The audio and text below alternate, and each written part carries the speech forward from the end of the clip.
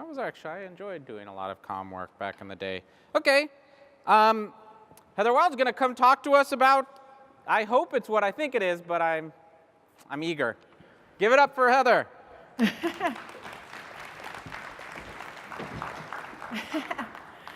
So, hey there, how many of you people in here know me?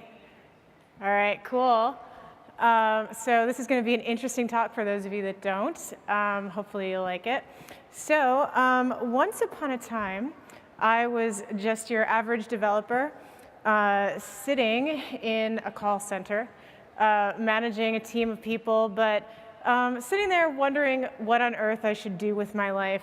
It was really, really, really boring and kind of a lot like a little thing called Office Space. I mean, I was being asked things like, oh, what are your TP reports like this week? Get them in on Friday. I mean, it was really kind of boring because, I mean, I was a developer. And it was in a place that looked kind of like this. Who here is used to this right now? Yeah. I was living in Boston, and the winters were terrible. They were so, so bad. Year after year, it was just awful. And my commute was bad. I was paying more to go to work than I was earning. Who has that problem? Yeah. So the salary that I was getting was so bad, I had to learn how to become an extreme couponer. Like, I was making, as a developer in Boston, probably about $60,000 to $75,000 a year. But the salary did not pay for my rent, my commute, any of that. I had an idea. What if I took that salary and went somewhere else? This was just an amazing thing. Why didn't I think of it before? I started to hatch a plan. I went to my boss and I said, hey, do you think I could open a remote office somewhere? And he was like, well, we've never had that before, but maybe. Second part of the plan, buy a sailboat. I started looking at sailboats in California because it's as far away from Boston as I could get. And I found one pretty quickly. And 3 months after I'd started at the company, I moved to Mexico. Not just California. I got a sailboat and moved to Mexico on my boat. And I had a little bit of a problem because, if I'm going to be a remote worker, I had to make sure that, what do you need? Internet. Now, the Wi-Fi in Mexico was not the best. So I had to make sure that I had at least 3 forms of backup internet everywhere I went. So that meant that I had to have 2 forms of 3G.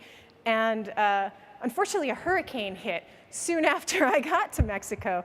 A Category 5 hurricane, the first they'd had in years. And I went down right away. So I managed to work out expectations with my boss at Evernote.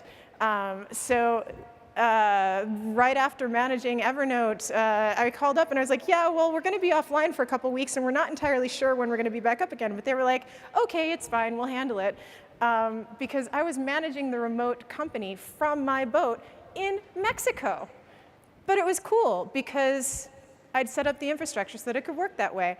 And most of the time, I was handling my remote meetings from the boat with margaritas in my hand. This was super cool. My scrums were awesome every morning. I would just be sitting on the boat in the background, and the guys would be like, can you just go downstairs so we don't have to feel so depressed? Being remote was so amazing, and I didn't understand why. Unfortunately, I had to be in airports a lot, though, because sometimes I did have to go to the office. And as time went on, I would have to start flying more and more back to the office up in San Francisco. And as we got bigger, I'd start having to go to Taipei and Taiwan and Japan and all of that. And being in Mexico kind of sucked for that, because I'd have to go to Cabo and then connect in Mexico City. And if you've been to Mexico City Airport, it's terrible. So I got an RV. And that became my land boat, and started traveling around. And that was easier to get to airports. So traveling around the United States in an RV was a lot easier. But I still stayed remote because I did not want to be in an office.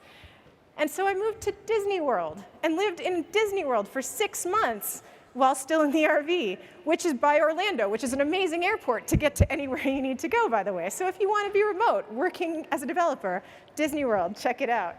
And while doing that, I managed to help Evernote become a unicorn because I was super happy. I was living my dream, living my purpose.